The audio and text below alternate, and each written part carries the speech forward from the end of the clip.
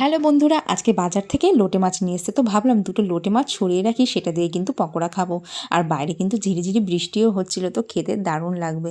তো দেখো, এদিকে মাছ দুটো আমি ভালো করে ধুয়ে পরিষ্কার করে নিয়েছি। এর মধ্যে এবার কিছু মশলা দিয়ে দেবো। আমি কিন্তু আদা, পেঁয়াজ, রসুন ঘষে রেখেছিলাম, সেটাই কিন্তু দিয়ে দিলাম।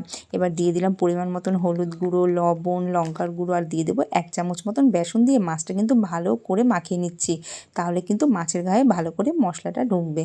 আর এবার কিন্তু কিছুক্ষণ রেখে দেবো। আর এদিকে মাছটাও কিন্তু ম্যারিনেট হয়ে গেছে। তারপরে দেখো, একটা বাটি নিয়েছি, বাটির মধ্যে দিয়ে দিলাম 1 চামচ মতন বেসন, দিয়ে একটু জল দিয়ে কিন্তু এটা কিন্তু ভালো করে গুলিয়ে নিয়েছি। তারপরে একটা মাছ দেখো নিয়ে এই ব্যাটারটার মধ্যে চুবিয়ে তারপরে বিস্কিট গুঁড়োর মধ্যে দিয়ে ভালো করে কিন্তু মাছটা কোট করে নেব, চারিপাশ থেকে যেন বিস্কুট গুঁড়োটা মেখে যায়। তো দেখো, বিস্কুট গুঁড়ো কিন্তু মাখানো আমাদের হয়ে গেছে। দুটো মাছই কিন্তু আমাদের রেডি হয়ে গেছে।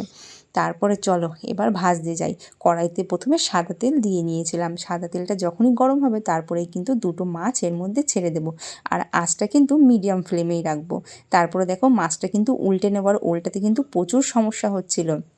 তো দুটো চামচের সাহায্যে আমি কিন্তু উল্টাতে পেরেছিলাম লাস্টে। তারপরে দেখো, উল্টে পাল্টে একদম কড়া কড়া করে ভেজে নিয়েছিলাম। বন্ধুরা, খেতে কিন্তু ফাটাফাটি ছিল, তোমরা অবশ্যই ট্রাই করো।